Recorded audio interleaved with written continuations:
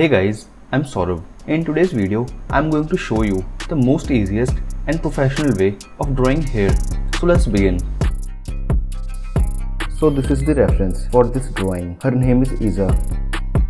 Guys, as you can see, ये reference ना ही बहुत ज़्यादा डिफिकल्ट है एंड ना ही ईजी है, इसलिए मुझे लगता है ट्यूटोरियल के लिए ना ये आइडियल रेफरेंस इमेज होगा। सो फर्स्ट ऑफ ऑल मैंने पेंसिल की हेल्प से बालों को डायरेक्शन दे दी है और मैं इन्हें बंचेस में बनाने वाला हूँ, तो डायरेक्शन भी मैंने उसी हिसाब से दी है।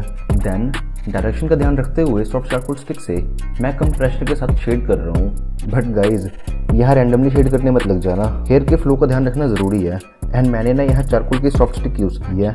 वैसे आप चारकोल की पेंसिल भी यूज़ कर सकते हो, लेकिन स्टिक आपका टाइम सेव करेगी। गाइस, चारकोल जितना सॉफ्ट होगा एंड जितना कम प्रेशर आपने अप्लाई किया होगा, आपको रिजल्ट्स उतने ही बेहतर देखने को मिलेंगे। एंड शेड करते वक्त इस चीज़ का ध्यान रखना ज़रूरी है, जहाँ पे भी हाईलाइट्स होंगे वहाँ स्ट्रोक्स कम लगाने हैं, बेसिकली जगह छोड़नी है वहाँ पे। इससे हाईलाइट्स ऐड करते वक्त चारकोल इजीली इरेज हो जाएगी बिना पैचेस छोड़े। बाय द वे गाइज, मैं ये पोर्ट्रेट स्मूथ पेपर पे बना रहा हूँ। सो अब स्ट्रोक्स लगाने के बाद मैंने इसे मेकअप ब्रश से ब्लेंड कर दिया, बट ब्लेंडिंग हल्के हाथों से करनी है, बिल्कुल जेंटली, इससे क्योंकि स्मूथ ब्लेंडिंग होगी।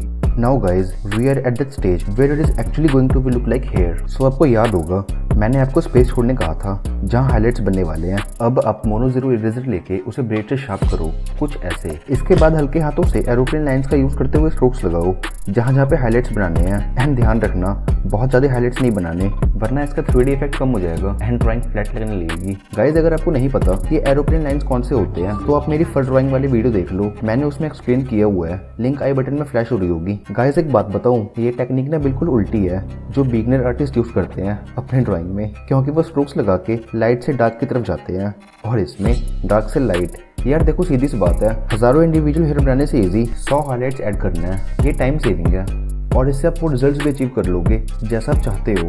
गाइस, आपको पता है जितने भी प्रो आर्टिस्ट हैं लाइक कैल्विन ओकाफो, एमेनुअल डिसेनियो, जोनो ड्राई एक्सेट्रा, सभी ये टेक्निक यूज़ करते हैं। एंड गाइस, सॉरी अगर मैंने नाम गलत लिया हो, मैंने भी ये टेक्निक कैल्विन के आर्टवर्क को स्टडी करके सीखा है। इसमें आपको चारकोल ब्लेंड करके सिर्फ हाईलाइट्स ऐड करने हैं। बस ध्यान रखना, हाईलाइट्स ऐड करते वक्त ना जब आप इरेजर से स्ट्रोक्स लगाओगे तो स्ट्रोक्स में स्ट्रेंथ एंड फ्लो दिखना चाहिए, स्ट्रोक्स टूटे ना दिखे बस।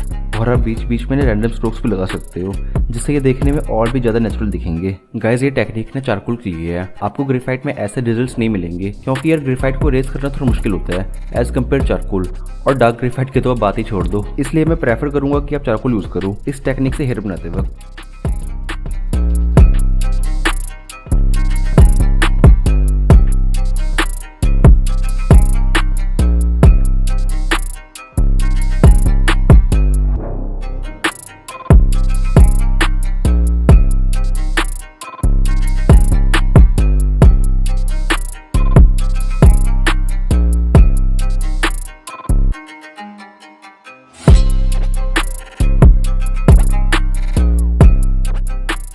सो guys, as you can see, hair का टोन बहुत डार्क है स्किन के कंपैरिजन में, जिसे देख के ऐसा लग रहा है कि ईजा ने विग पहना हुआ है। तो इसे अवॉइड करने के लिए मैं कुछ रैंडम हेयर इस तरह से बना रहा हूँ जिसे देख के ऐसा लगे कि ना वो स्किन से निकल रहे हैं या जुड़े हुए हैं। इसके लिए आप HB से 4B ग्रेड के बीच की शार्प पेंसिल यूज कर सकते हो। गाइज, वैसे तो मैं यहाँ चारकोल पेंसिल भी यूज कर सकता था, लेकिन मैंने ग्रेफाइट प्रेफर किया है इस काम के लिए, क्योंकि ये चारकोल के कंपैरिजन में कम घिसती है, इसलिए इससे इंडिविजुअल हेयर अच्छे एंड डिटेल्ड बनेंगे।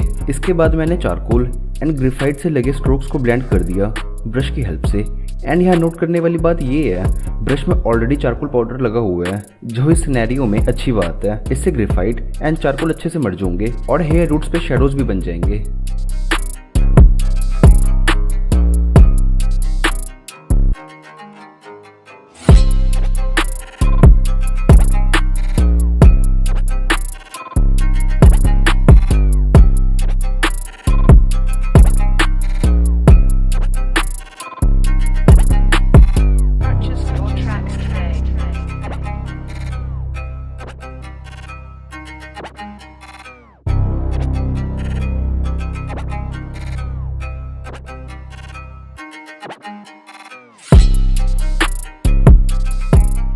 गाइस, अब बारी है रैंडम हेयर बनाने की, जो रैंडम लूज हेयर अलग से दिख रहे होते हैं एजेस पे।